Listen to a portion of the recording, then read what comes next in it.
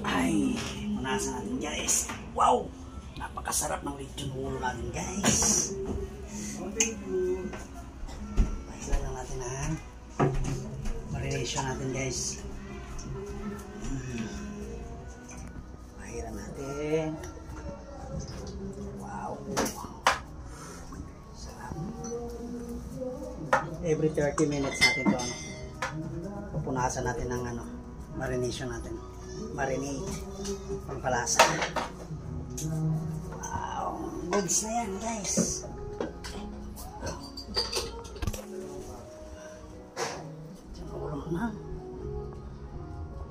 Wala pang isang oras yan guys. Pero ganyan ang itsura niya.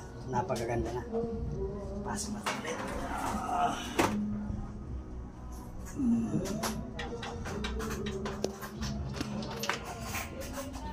Balikan natin.